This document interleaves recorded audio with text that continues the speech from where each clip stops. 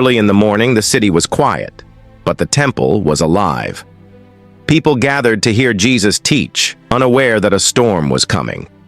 Suddenly, the crowd parted. Angry voices rose. A woman, broken, trembling, ashamed, was thrown into the center, caught in the act of adultery, exposed, condemned. Her accusers held stones in their hands and hatred in their hearts, but Jesus knelt down.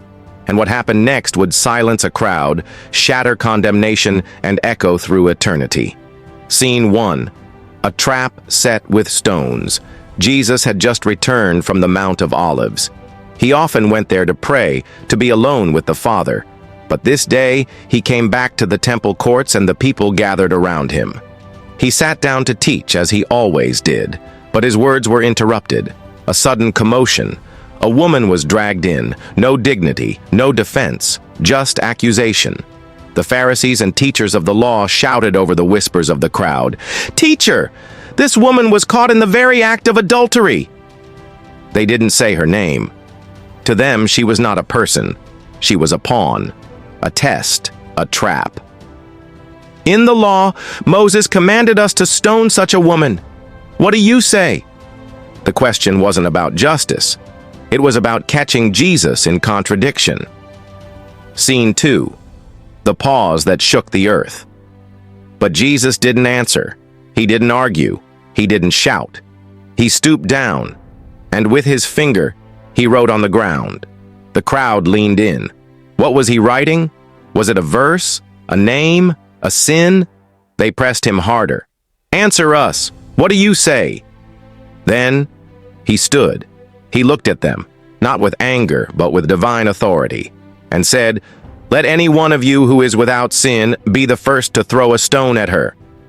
Then he stooped down again and continued writing. Scene 3. The silence of conviction. Suddenly, the air changed. Their hands, once ready to punish, began to tremble.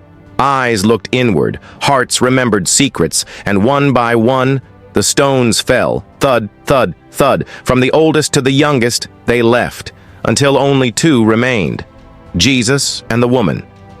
Scene 4. The face of mercy. She waited, heart pounding, eyes on the ground. Would he too condemn her?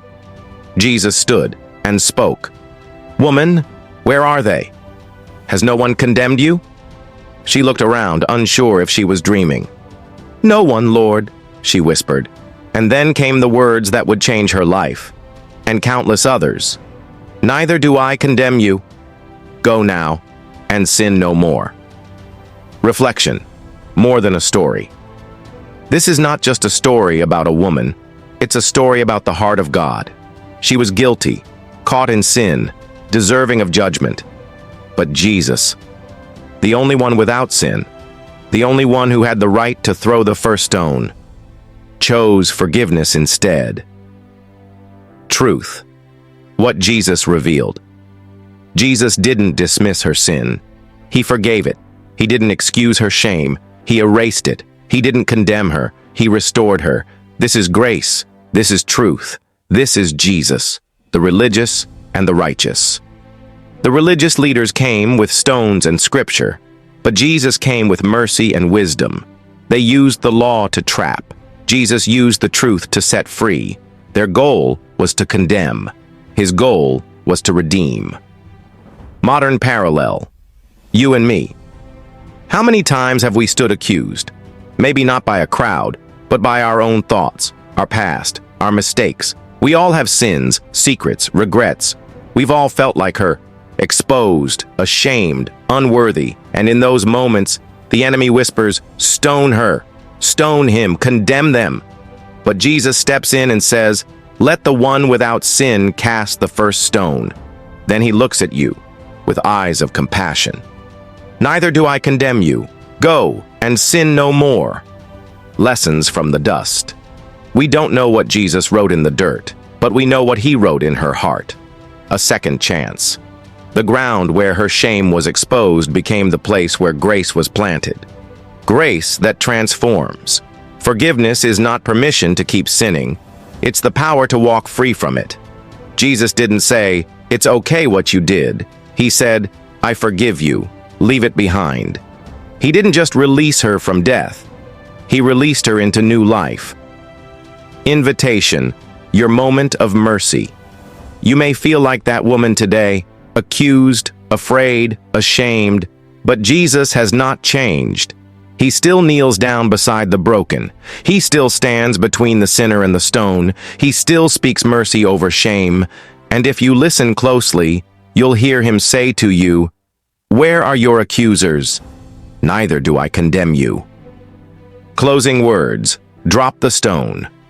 To those who've been hurt, you are not your past. To those who've cast stones, drop them. You are not the judge. To those who feel far from God, come closer. You are not condemned, because this story isn't just hers, it's ours. Call to action, voiceover or text slide. If you've ever needed forgiveness, if you've ever needed mercy, if you've ever felt like giving up, this is your sign. Comment.